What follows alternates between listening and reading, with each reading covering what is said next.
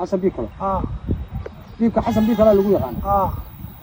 حسن ايوه حسن اسماعيل عبد قبيل كاجرة وحنا هناك شاه اكيش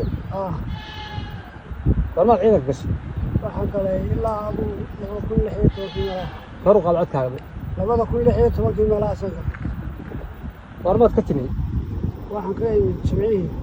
jimcihi hadda jimcihi shalay ahaa ciidanka ka tirsantaa talabaad waxa sidaad arkaysaanba waa mid ka mid ah maxaabiista ciidamada maamulka Somaliland ee ay gacanta ku soo dhigeen ciidanka difaaca dowlad goboleedka waqooyi bari Soomaaliya kaasoo laga qabtay nawaaxiga oo ay ku sugan yihiin ciidamada maamulka Somaliland haddaba waxaan kula wadaagi doonaa xogta dhameystiran ee maxbuuskan iyo sidoo kale heebahaan halka uu sheegtay oo isagu markaasi uu ka warbixin doono inta tamintan aynu ku guda jirno waxaan kula wadaagi doonaa guud ahaan dhaqdhaqaaqyadii ugu dambeeyay ee gobolka Sanaag iyo sidoo kale jidaha hore ay isku horfadhiyaan waqooyi bari Soomaaliya iyo sidoo kale ciidamada maamulka Somaliland soo dhawow muuqaalkan like qaybta faallada ee commentigana aragtidaada ku dhiibo dhinaca Muqdisho waxaan kula wadaagi doonaa wararkii ugu dambeeyay dhaqdhaqaaqyada culus ee mucaaradka ay wadaan iyo sidoo kale abaabulka soconaya madaxweyne xasan sheekh maxamuud oo u muuqda markan inuu isdhiibi doono maalmaha soo aadan kadib cadaadiska oo u muuqda inuu xarkaha goostay haddii aad horey noola joogtood ku maasantahay haddii aad nala jooginna nagu soo biir calaamadda subscribe-ka noo taabo muuqaalka like qaybta faallada ee commentigana aragtidaada ku dhiibo wagaag sidaad hordhaca ku aragteenba waa mid ka mid ah maxaabiista Somaliland looga qabtay inta u dhaxaysa og iyo sidoo kale boqorkayn kadib howlgal ay ciidanka difaaca dowlad goboleedka waqooyi bari Soomaaliya halkaasi ka sameeyeen maxbuuskan waxa uu markaasi sheegay inuu ka tirsan yahay ciidamada maamulka Somaliland isla markaana muddo dheer uu ka mid ahaa ciidamada maamulka waxa uu sheegay inay ahaayeen rag loo diray sahan iyo sidoo kale soo ururinta xogo sirdoon oo ku saabsan meelaha ay ciidamada difaaca dowlad goboleedka waqooyi bari Soomaaliya ay degan yihiin laakiin ciidanka waqooyi bari Soomaaliya oo howlgal ku jira ayaa ka dul dhacay ninkan ay gacanta ku soo dhigeen ee maxbuuska ah iyo sidoo kale rag kale oo markaasi la socday raggii kale ayaa markiiba baxsaday laakiin ninkan oo u muuqday inay markaasi uu yahay nin da'a ayay ciidamadu gacanta ku soo dhigeen waraysi dheer ayaa laga qaaday waxaana uu sheegay in howlo basaasnimo ah uu halkaasi ka hayay haddaba xiriirro aynu la sameynay laamaha ammaanka waqooyi bari Soomaaliya waxay sheegeen in ninka loo gudbiyey dhinaca magaalada Laascaanood laguna daray maxaabiistii horey ugu xirneed xabsiyada magaalada Laascaanood ee xarunta waqooyi bari Soomaaliya maamulka waqooyi bari waxa uu sheegay in maxaabiista maamulka Somaliland ay ka hayaan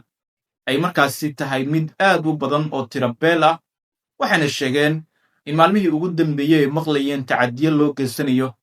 maxaabiista kooban ee Somaliland gacanta ay ku haysay waqooyi bari Soomaaliya ka soo jeedo haddii Somaliland ficiladaasi ay ka waantoobi weysana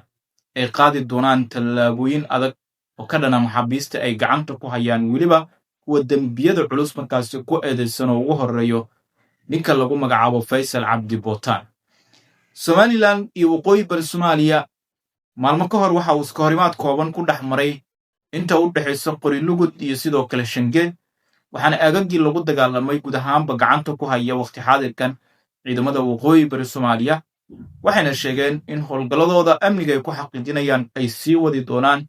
cid kasta oo ay uga shakiyaan in howlo basaasnimo ay wadana gacanta inay ku soo dhigi doonaan ayay sheegeen waa kan maxbuuska la soo qabtay oo la wareysanaya kana warbixinaya sida markaasi loo soo qabtay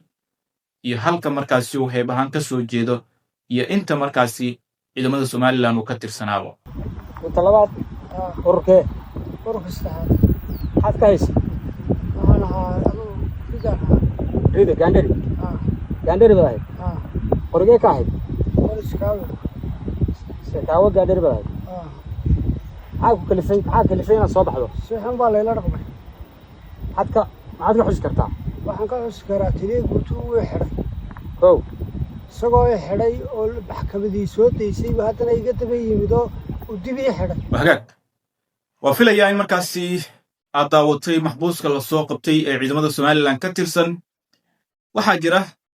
maxaabiis tiro badan oo ku xiran xabsiyada laascaanood somalilan weli markaasi way ka dhaga adeegaysaa in maxaabiis isweydaarsi uu dhaco laakiin marka la fiiriyo somalilan waxay u muuqataa in maalmaha soo aadanay xaqiiqada wajihi doonto islamarkaana ay oggolaan doonto maxaabiis isweydaarsiga maadaama tiro badan oo maxaabiisah muddo 3 sano ku dhow ay ku xiran yihiin xabsiyada laascaanood eheladoodana ay suuragal tahay inay dhigaan dibadbaxyo maamulka somalilan madaxdiisa uga dalbanayaan in loo soo sii daayo maxaabiistooda wahagaag aynu halkaasi kaga nimaanno aragtidaada qaybta faalladu ku dhiibo sidaad u aragto markanna dhinacaas iyo muqdisho xubnaha golaha mustaqbalka dowladda federaalka soomaaliya oo ugu horreeyo madaxweyne sheekh shariif sheekh axmed oo ah guddoomiyaha golaha mustaqbalka waxaa markaasi warar soo baxaya ay sheegayaan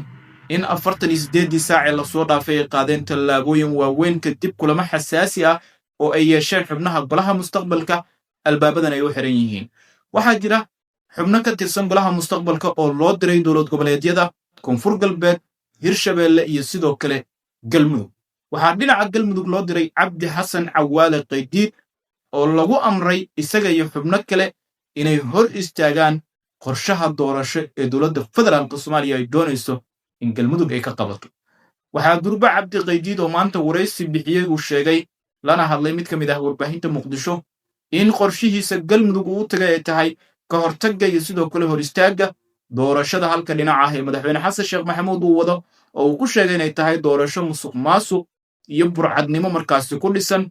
galmudugna laga qaban doonin oo galmudug ay leedahay dowlad sharci ah islamarkaana iyada ay xaq u leedahay hagista arrimaha doorashooyinka ee galmudug iyadoo arrimahaasi dhammaan ay jiraan haddana waxaa sii xoogaysanaya khilaafka madaxweyne xasan sheekh maxamuud iyo sidoo kale madaxweynaha dowlad goboleedka galmudug axmed cabdi kaariye qoorqoor labada madaxweyne ee galmudug iyo sidoo kale madaxweyne xasan sheekh maxamuud oo filla soomaaliya joogaba labadoodaba waxaa si rasmi ah markaasi uga dhammaaday muddaxileedkoodii sharciga ahaa ee lagu doortay qoorqoor waxa uu muddo dhaaf ku joogaa wax ka badan 3 sano ilaa iyo 2 sano halka madaxweyne xasan sheekh maxamuudna muddo maalmo ah oo filla soomaaliya ku qaadanaya isagoo muddaxileedkiisa uu dhammaaday labada hogaamiye oo muddaxileedyadoodii sharciga ahaa uu dhammaaday ayaa hadda u muuqda inay iswajihi doonaan dagaal siyaasadeed suuragalna ay tahay inuu isku beddelo